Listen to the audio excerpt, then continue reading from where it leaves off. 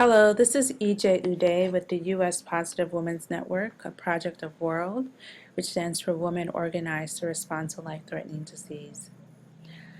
This is part 3 of our fundraising toolkit, Getting to AIDS 2012. Share your fundraising page on social media. So if you're watching this tutorial, I'm assuming that you've already set up your chip-in page, and if you haven't, I really advise you to view part 1 and part 2 of this fundraising toolkit so you can catch up.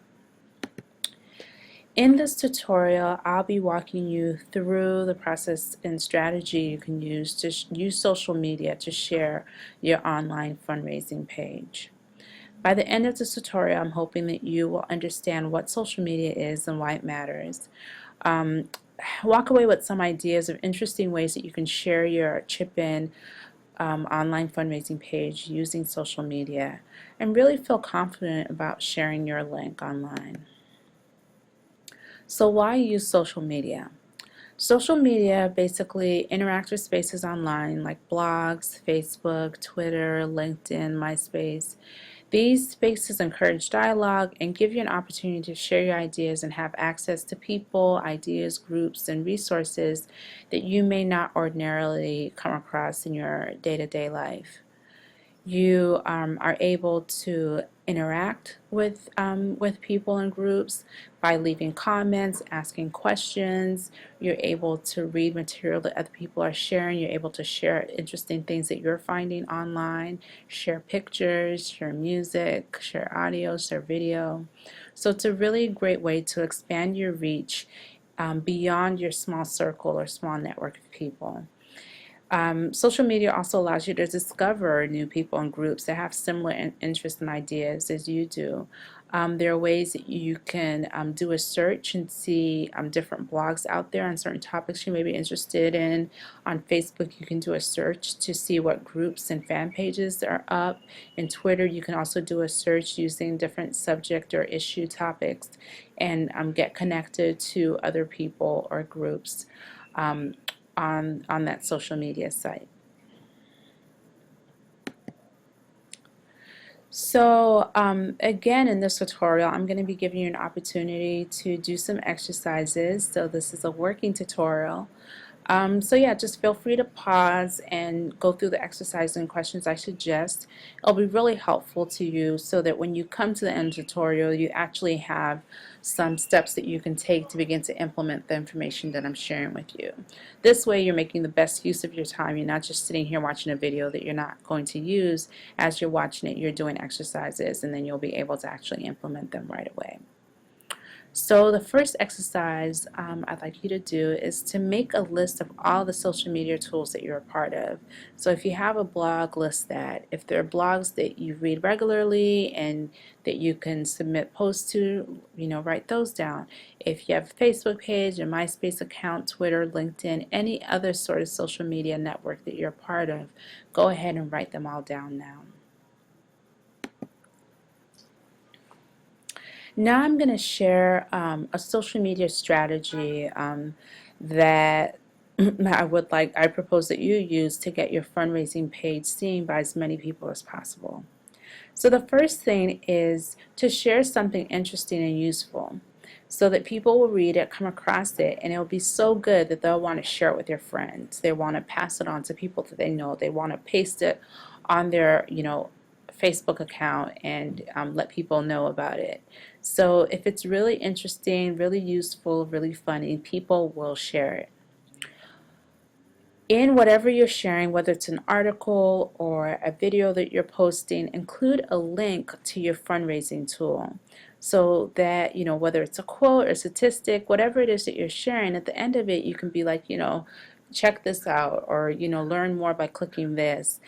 Write something down that's going to pique people's interest and make them, want to click on it so that they can learn more. Once they click on the link, they'll be brought to your online fundraising page. That will mean more visitors to your site, and then hopefully more potential donations for you. So the tip is to think of interesting and useful information that you can share that will be so good that people will want to share it with their network. That will help you expand your reach and get your page seen by more people. So one social media tip is to make it a game. Get everyone really excited about your goal. Make it a journey that everyone is taking with you. You can share updates as if you're telling a story about, the journey of you reaching your goal. So for example, even before you publish your chip-in page, you can even just post an update like working really hard on a special project that's going to allow me to rep Detroit in a really big way. Stay tuned. Or, doing something I'm so excited about, can't wait to share it with you. Or some sort of way that you kind of raise people's curiosity where they're like, oh, she's working on something, I wonder what she's doing. So next exercise I want you to do is to take a few minutes to brainstorm 15 ways that you can share your fundraising journey with social media friends. Think about 5 things you can do at the start of your fundraising campaign, at the halfway point, and nearing the end of your deadline. So come up with 5 things you can do at each of these different points to share where you are with the journey. It could be anything from sharing where your thermometer is to being like, oh, I'm about to, reach out to a really big client, or I'm about to, post, I'm working on an article that I'm going to post to X, Y, and Z website. So just figure out how you're going to share your journey, your fundraising journey with your social media connections. Don't edit yourself, just write whatever comes to mind, let the ideas flow, and don't stop until you come up with 15. The next social media tip I want to share with you is to send out updates when you reach a certain milestone. So in the initial fundraising toolkit part 1, I suggested that you break your goal down into monthly, weekly, and even daily goals.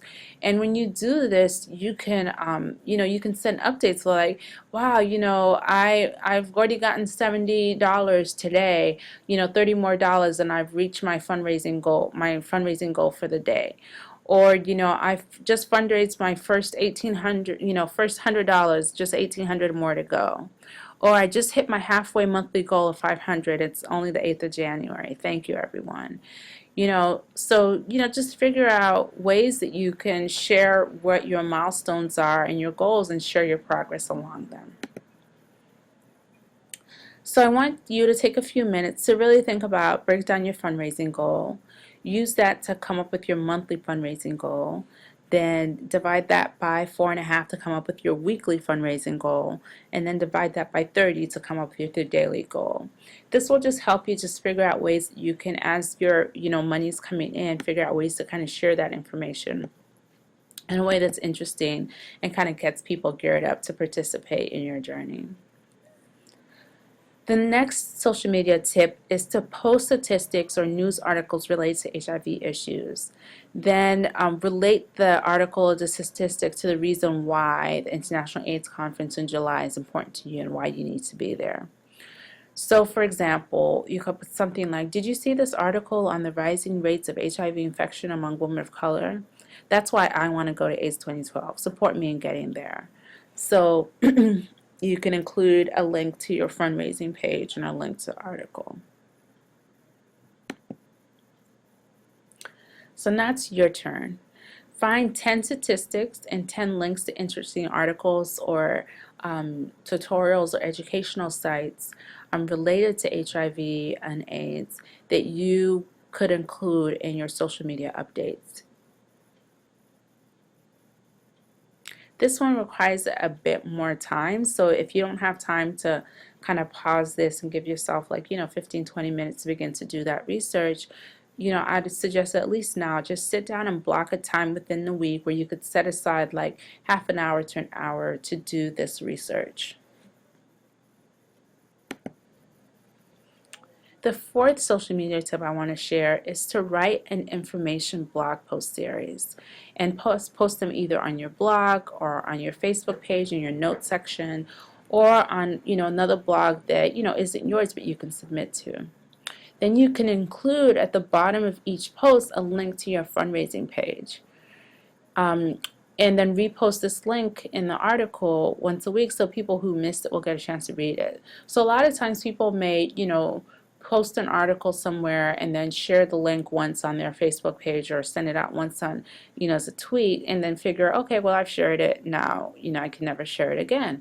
And it's not true, I mean, it just depends on when people may see it. Some people don't go looking through everyone's Facebook page to see what updates they have. It's just when they happen to be on Facebook, whatever updates come across them is what they see. When they're on Twitter, whatever, tweets are the most recent are what they see. So if you repost updates or tweets, you don't have to worry about, upsetting people or being like, oh, I already posted that up, 2 days ago or last week. You can keep reposting it at different times, and that way you'll catch more people. So people who missed it the first time will still get a chance to read it, and people who've already read it will ignore it because they've been like, oh, I've already seen that.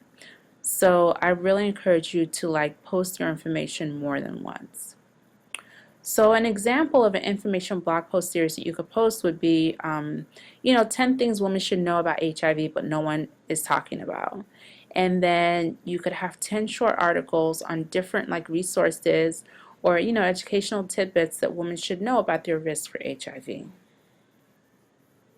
Great thing about a series is that you build anticipation for the next one. People are like, oh, okay, the first two are really great. I wonder when the next one is coming out. And then if it's really great information, especially if it's something no one else is talking about, or at least talking about in the way that you are, then people will definitely share that information around. It's also a great demonstration, when you're asking for support around your participation in the International AIDS Conference, when they can see that, oh, well, you're really passionate about this topic and you have a lot of information, and even without going, to the conference, you're already contributing and sharing with your community valuable information. So it also builds the case up and makes them more likely to believe that, if you go to the conference, you really are going to use what you learned to make a difference in your community. So now for this exercise, I want you to take a few minutes and just brainstorm 5 possible topics that you can use for a blog post series. And again, use the medium that you're most comfortable with. It could be an article series if you're really comfortable writing. If you are an artist and you want to put together comic strips, you can do that. If you love being on video, you can do that. If you just want it to be an audio series, then you can, just record yourself talking and post that. So, really, next thing is to set time aside in your schedule each week to work on researching and producing your blog posts. And even if you don't have your own blog, begin to do research about other blogs that may be interested in posting your articles.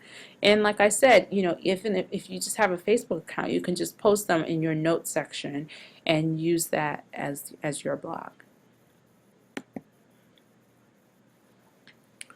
The 5th social media tip is just sending out a good old email, just gathering a list of everyone you know and sending them a copy of your appeal letter with a link to your fundraising page. Encourage them to post it and forward it widely to their networks, and include an interesting subject line that will catch people's attention. And for instance, some subject lines could be like, I won't be able to do this without you, or wait till you hear what I'm up to. And have it be something that will make them interested and want to click on to figure out what it is that you're talking about. If you put a subject line like, help me raise money or donate to my cause, people are more likely to ignore that, and that's going to look like spam.